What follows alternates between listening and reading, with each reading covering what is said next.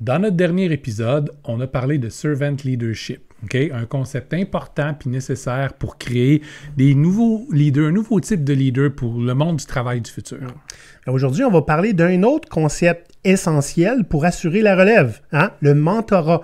Parce que bien qu'on puisse probablement s'improviser comme mentor, je l'ai déjà fait, ça vaut la peine d'explorer un petit peu plus, question de devenir un bon mentor et avoir plus d'impact.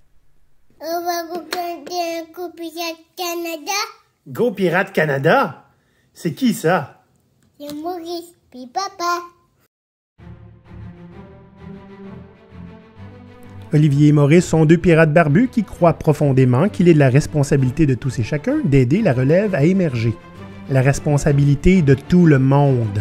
Pour ça, ça prend des mentors, des bons, pour transmettre aux prochaines générations le savoir, les compétences nécessaires à leur succès.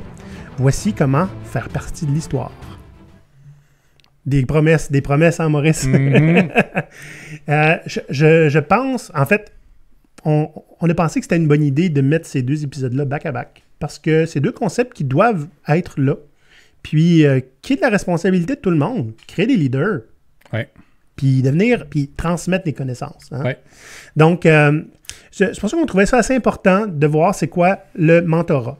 Il y a bien sûr aussi le coaching qu'on pourrait parler. En fait, on va en parler un petit peu aujourd'hui. Coaching, formation, qui sont des choses différentes du mentorat, mais complémentaires. J'ai un avis assez fort là-dessus. C'est ça. Donc, aujourd'hui, on va voir un petit peu plus en profondeur, qu'est-ce qu'un bon mentor? Parce que n'est pas mentor qui veut, je pense. Ouais. Si t'es chanceux, peut-être, mais pas tout le temps chanceux. Ça s'apprend. C'est comme autre chose, ça s'apprend. C'est quoi les différences entre un mentor, un coach et un formateur? Qui peut devenir mentor? Parce que, comme les leaders, c'est tout le monde a la capacité, mais ça ne veut pas dire que tout le monde veut et que tout le monde devrait. Et puis, pour changer, 3 trucs qu'on peut mettre en place pour devenir un bon mentor dès maintenant. Mais avant ça, petite pause. Vous êtes un dirigeant d'entreprise ou un gestionnaire. Vous aimez beaucoup GoPirate parce que nos idées vous rejoignent puis ça vous touche beaucoup. Pour vous, on a créé un niveau dans notre Patreon expressément pour les entreprises. Donc, c'est un niveau un peu spécial qui va vous permettre de nous recevoir pour un dîner causerie une fois par mois. Ça se fait à distance, mais c'est pour vous et vos employés. Exact. Vous allez avoir un choix de sujet et vous allez pouvoir choisir celui que vous voulez avoir. Un autre grand avantage que vous avez, c'est que vous allez avoir accès à notre Discord. Donc, vous allez avoir un accès à nous qui va être beaucoup plus facile, peu importe l'heure du jour ou du soir. Et puisque vous êtes des fans convaincus, GoPirate va remercier votre entreprise textuellement à chaque épisode sur YouTube. Donc, c'est un rendez-vous, patreon.com/GoPirate Canada. Bon, Maurice, straight to the point. Qu'est-ce qu'un bon mentor? Un bon mentor, c'est quelqu'un qui va t'aider à développer ton potentiel dans un domaine qu'il maîtrise bien, que le mentor maîtrise bien. Ouais. Okay? Ça va être fait de façon pratique. Okay? Et volontaire. Donc, c'est pas juste de la théorie, c'est pas quelque chose qu'on apprend à l'école. En fait, c'est quelque chose qu'on apprend sur le tas, mais encadré par le mentor. Le rôle du mentor, c'est en partie de te montrer certaines des bases que tu as besoin de connaître pour réussir à exercer ce genre de métier-là ou occuper ce genre de position-là. Ouais. Mais c'est aussi de te connecter avec les bonnes personnes, donc t'aider à bâtir ton réseau.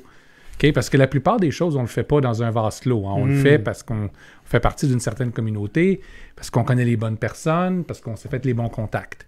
Donc, en gros, c'est pas juste de transmettre des connaissances, c'est de transmettre le contexte. Exact. OK? Puis c'est de le faire de façon pratique. C'est-à-dire, quand tu es mentoré, tu vas souvent laisser ton mentoré faire les activités, prendre les décisions, puis tu vas être avec lui pour le conseiller, regarder ce qu'il fait, l'aviser de certains problèmes potentiels, pour qu'il puisse apprendre par la pratique. Ouais, fait que c'est pas faire les choses pour lui. Non, c'est pas faire les choses pour lui, puis c'est pas non plus juste dire « regarde-moi dans toute ma brillance pendant que je travaille, puis apprends Ouais. ». OK?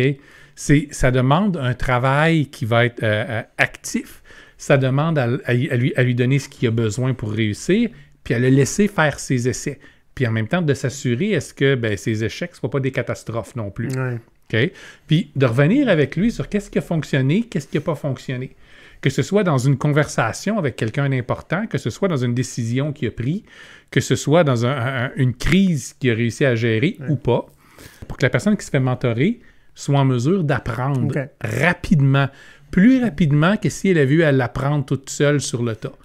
Donc, c'est pour ça. Oui. Puis, nécessairement, le mentoré va avoir des succès et des échecs, mais c'est pas juste de lui montrer comment avoir des succès ou des échecs, hein, parce que des fois, il faut laisser avoir des échecs. C'est de lui faire vivre. C'est vraiment les faire vivre, mais l'aider à comprendre pourquoi ça a été un échec, pourquoi ça a été un succès.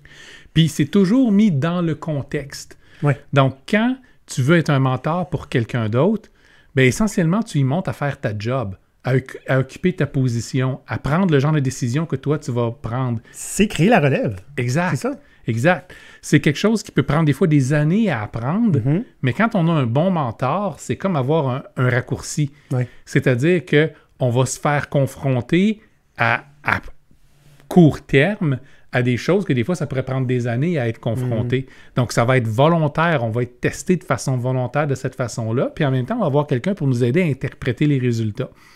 Donc, c'est extrêmement puissant, le mentorat. Tu sais, Maurice, pour changer, pour changer, vous n'aurez jamais entendu ça ici, un bon mentor comprend que c'est pas à propos de lui. Ouais. Je t'allais le dire. C'est une évidence, puis il faut que ça soit compris et entendu. Puis ça, il faut qu'on le répète encore et encore, mais c'est normal. T'sais, il y a beaucoup de mentors qui vont aimer être un mentor parce que ça flatte leur ego. Ils trouvent ça, c'est glorieux de voir quelqu'un qui nous écoute et qui boit nos paroles, hein, les yeux remplis d'étoiles d'espoir, puis des fois des petites larmes. Ouais. On le fait pas pour ça. Non, il faut pas le faire pour ça, sinon on ne sera pas un bon mentor. On n'arrivera pas à le faire correctement. On le fait pas pour les bonnes raisons. C'est ça. Puis, il ne faut pas oublier une chose, qu'une relation entre un mentor puis son mentoré, c'est une relation à long terme. C'est-à-dire qu'éventuellement, le mentoré, il va être capable d'aller et de faire ses choses tout seul, mais il va d'abord et avant tout rester un bon allié. Ils vont rester ensemble. Donc, ça va toujours être une question de donner un conseil à un moment donné, ouvrir une porte. Donc, le mentor va aussi pouvoir servir de conscience. Hein. Vous voulez prendre une décision, des fois qui peut être un peu difficile, aller poser la question, présenter la situation. Qu'est-ce que tu en penses? Faire l'avocat du diable un peu. Exact. Puis, un élément très important d'un bon mentor, c'est qu'il va toujours être content du succès des gens qu'il a mentorés. OK? Il ne peut pas y avoir de jalousie, là. Oui, c'est possible que vous allez mentorer quelqu'un qui va avoir plus de succès que vous. Puis ça devrait être normal parce qu'essentiellement, ce que vous allez avoir appris sur plusieurs années, il va l'avoir appris sur quelques mois. Il y a une longueur d'avance sur vous. Puis c'est ce qu'on vise. C'est ça. Yoda, The Last Jedi, we are who they grow beyond. Faut qu'il nous dépasse. Pourquoi tu cites tout le temps The Last Jedi? Parce que il a raison, Yoda. Donc, l'idée est là, c'est vous allez être un bon mentor si vous êtes capable de prendre plaisir, bonheur et satisfaction dans le succès de quelqu'un d'autre. Ouais. Si vous n'êtes pas capable, essayez même pas, ça ne marchera pas. Tu sais, j'ai rarement eu autant de fierté moi-même à donner une référence de quelqu'un que j'ai mentoré et de dire « il m'a dépassé ». Fait que si tu me trouves intéressant, va chercher lui. Ouais. Hein? You know who you are. OK. Maintenant, il y a une différence entre un mentor, un coach et puis un formateur. Okay? Ouais. Puis ça, je voulais adresser ce point-là parce que j'ai eu des débats des fois animés et houleux. Pour changer, hein? Oui, hein? Avec des gens, particulièrement avec des coachs qui vont dire que c'est trois rôles entièrement différents qui doivent demeurer absolument séparés. On s'entend, les gens à qui j'ai eu ces arguments-là, ce sont des gens qui soit donnent des diplômes de coach ou qui ont payé très cher pour avoir leur diplôme de coach. Okay. Puis oui, jusqu'à un point, ils ont raison. C'est trois rôles qui n'ont pas les mêmes buts et qui ne se font pas de la même façon. Ce qui ne veut pas dire qu'on ne peut pas mélanger les trois, contrairement à ce que ces gens-là vont pouvoir dire. En fait, quand on aide quelqu'un, il faut prendre la posture dont la personne a besoin pour qu'on l'aide le mieux. Puis, une posture que nous autres, on est capable de prendre. Oui. Prenons par exemple, un coach, son rôle, c'est faire ressortir le potentiel de la personne. Ça va sonner un peu comme un mentor, hein? Mais il y a des différences. C'est que le coach va travailler avec des grands principes. Il n'est pas obligé de tremper dans ce milieu-là pour réussir à être efficace. En fait, il n'y a même pas besoin d'avoir fait la job de la personne qui coach. Ben c'est ça. Parce que souvent, il va performer mieux en ne sachant pas, parce qu'il pose des questions. Exact. OK? Donc, le coach va être capable de guider par des réflexions, par exemple.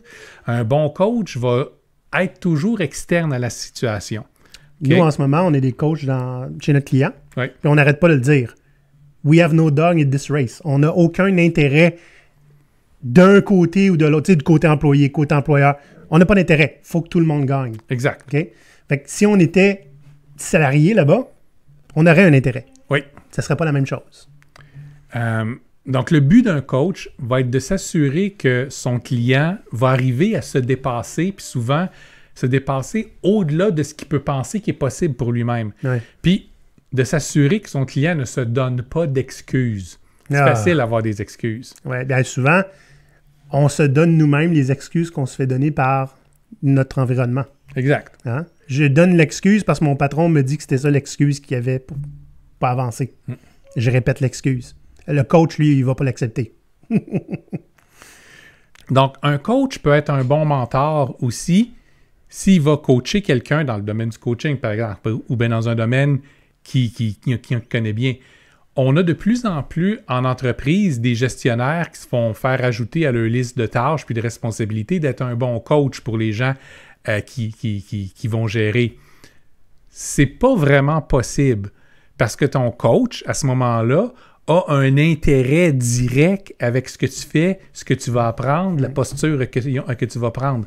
C'est pas vraiment du coaching. Mais le gestionnaire peut être un mentor.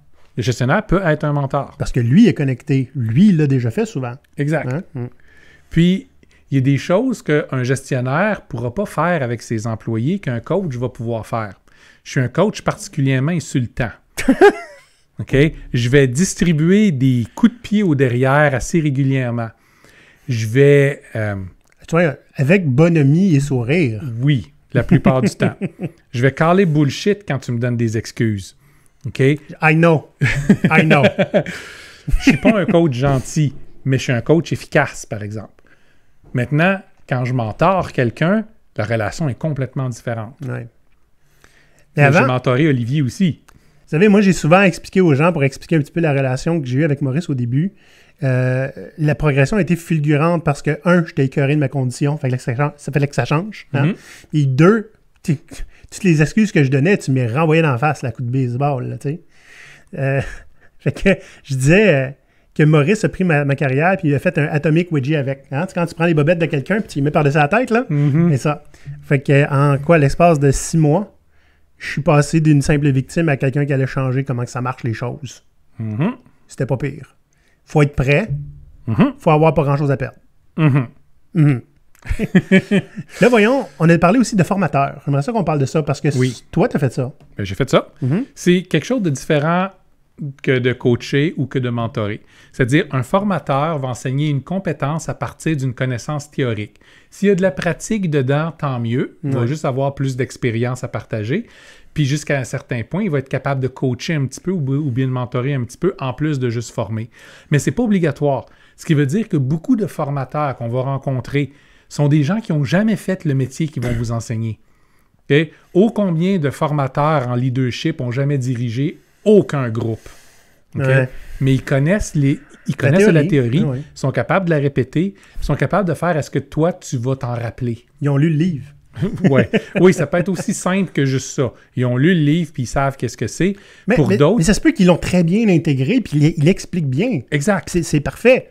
Mais donc, il y a des bons enseignants, il y a des moins bons enseignants, mais un formateur, c'est ça. Il t'enseigne une connaissance théorique, puis son but à la base, c'est ça, le fait que tu vas la retenir. Ça arrive, comme on disait, tu peux ne pas être un expert dans le domaine. Okay? Je l'ai vécu de première main, moi. Okay? Quand j'étais au cégep, j'avais un cours de multimédia. Okay? C'était pas ma technique, mais j'avais un cours de multimédia de ma technique. Et se le faire enseigner par un professeur de traitement de texte, c'était ordinaire. La session après, tous les élèves se sont regroupés, ont rencontré les profs et ont dit « Voici ce qu'on veut que vous nous enseigniez cette session-ci. C'est pas négociable. Sinon, on est déjà en retard. » Puis, tu sais quoi? Ils l'ont fait. Mais, tu sais, je veux dire, se faire enseigner Photoshop par quelqu'un qui fait du traitement de texte, c'est moi qui le donnais le cours, là. Tu comprends-tu? Le professeur donnait la théorie qui était bonne, puis moi, je le mettais en pratique depuis un moment, puis les gens venaient « Olivier, peux-tu nous donner un cours? » Fait que tu mentorais, puis eux autres formaient. Oui, absolument, Maurice. Moi, le prof donnait l'information, puis moi, je mentorais. Ça m'a valu 2 bourses. Oh, ben c'est bien. Oui. Là, voyons voir. Maintenant, on est rendu au mentor. Oui. C'est quoi la différence, hein? C'est ce qui reste, presque. Ben, presque. Un mentor, ça parle par expérience. C'est-à-dire que tout ce qu'il va t'apporter, c'est quelque chose qu'il a fait de façon concrète, qu'il a appris de façon concrète. Okay? Un mentor va introduire le mentoré dans son monde en faisant profiter des raccourcis. Donc, l'idée, c'est qu'il va donner des ressources, il va donner des contacts, des trucs. Il va faire une place pour lui. Là. Oui. Ouais. Il va lui présenter les règles non écrites. Ah, ouais. OK? C'est important parce que la majeure partie des endroits où on va travailler ou des activités qu'on va faire sont remplis de règles non écrites. Mais c'est ça qu'il va t'enseigner. Tout ce qu'il a appris sur le tas lui-même, c'est ça qu'il va t'enseigner. Il a appris de ses propres erreurs, propres expériences. Exact. Puis des fois, il va agir comme coach. Quand il va te laisser aller, puis qu'il va te pousser comme il faut, puis qu'il ne veut pas trop t'en dire, à ce moment-là, il va prendre un rôle plus de coach. Plus rarement, il va prendre un rôle de formateur parce que c'est souvent long puis plate. Ben, je veux dire, si tu as la théorie et la pratique, pourquoi se contenter de la théorie? Ben, c'est ça. Donc, on va travailler beaucoup avec la pratique. Puis, souvent, quand tu vas être sélectionné comme mentoré, les connaissances de base, tu les as déjà. Puis, en fait, tu as été sélectionné simplement parce que tu as démontré que tu les connaissais bien. Ouais. Donc, c'est ça. On va voir souvent dans l'industrie des gens qui vont vouloir garder ces trois rôles-là entièrement séparés parce que c'est inimaginable qu'on puisse les mélanger. Il ne faut pas faire de la contamination. Ben, c'est ça. Je parle bullshit. OK? Souvent, surtout si c'était quelqu'un qui a beaucoup d'expérience, qui va faire de la formation, qui va faire du coaching, bref, ce que nous autres on fait, tu es pris pour mélanger les trois. Puis c'est correct. Ouais. Okay? Si tu as la capacité de pouvoir le faire, tu prends la posture que tu as besoin de faire pour le moment approprié, pour le contexte approprié, puis tu le fais. Tu sais, ce que tu veux, comme un bon servant leader, c'est que les personnes que tu es là pour aider accomplissent le maximum possible, qu'ils se rendent aussi loin qu'ils sont capables d'aller. Peu importe l'outil, peu importe le rôle qu'on prend, prenons le bon, puis assurons-nous que ces gens-là aient un maximum de succès, plutôt que d'essayer de délimiter nos territoires, hein? Puis de commencer à faire des petites guerres de clochers absolument ridicules et inutiles pour des raisons de bouts de papier qu'on a payé cher. Ouais. Là, on va voir qui peut devenir mentor, pas qui devrait, qui peut devenir mentor, hein? C'est quoi les conditions nécessaires, dans le fond. Fait que, nécessairement, on le dit, là, il faut avoir trempé dans un contexte assez longtemps. Fait que connaître les trucs, les odds and ends, hein, les petits fils qui dépassent, comprendre pourquoi ils dépassent. Hein? Connaître les gens, connaître les mécanismes. Bref, comment ça marche? Parce que c'est un peu ça qu'on va expliquer. Comment ça marche? Exact. Donc, on n'est pas obligé d'avoir un 20 ans d'expérience dans le domaine. Hein? Le but, c'est de comprendre comment le domaine fonctionne bien, puis de prendre comme mentoré quelqu'un qui est moins avancé que nous. Ouais. Fait que c'est fort probable qu'on va pouvoir être mentor de quelqu'un pendant un bout de temps, puis qu'après ça, il serait mieux d'aller suivre un autre mentor qui, lui, va être plus avancé. En fait, c'est de moins en moins hors du commun de mentorer quelqu'un qui est plus vieux que nous, spécialement avec les technologies. Puis des fois, on va voir ça aussi dans les restaurants de fast-food. Là, un jeune qui a 20 ans puis qui est là depuis un an peut mentorer quelqu'un qui a 25 ans puis qui vient d'arriver. C'est tout à fait normal. Donc, dans ce cas-là, ça va probablement prendre plus de... En fait, ce jeune-là qui forme un proche, hein, un collègue, qui va...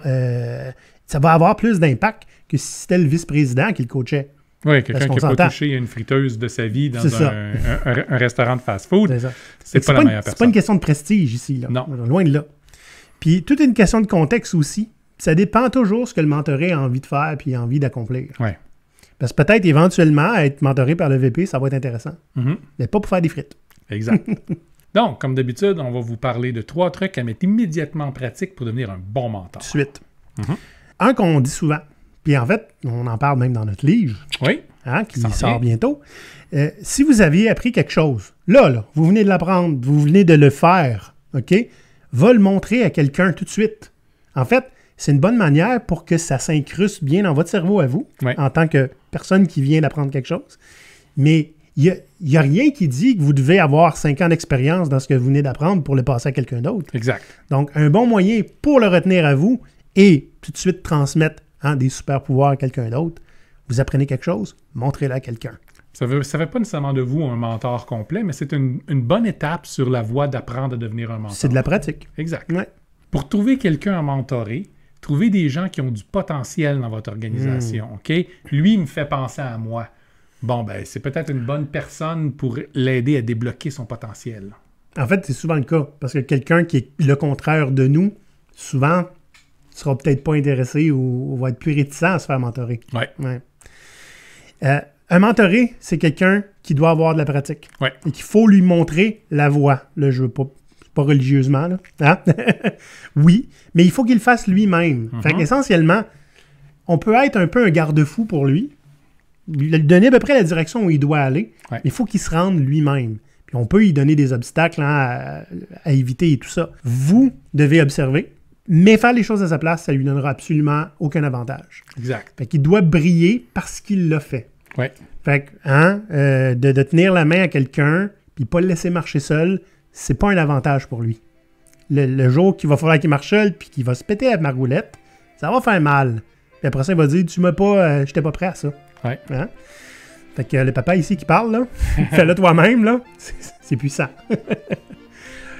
J'espère que ça va vous avoir aidé, les pirates. Fait que Maurice, comme tu sais, je suis assez actif dans la communauté, LinkedIn, Facebook, tout ce qui est par rapport au travail. Puis il y a des initiatives de mentorat, là. Ouais. Et puis, je vais leur envoyer cette vidéo-là. Ça va peut-être les aider. Mais il y en a beaucoup de mentorat qui se fait. Puis il y en a qui se fait simplement parce qu'on a envie de contribuer au succès de quelqu'un d'autre.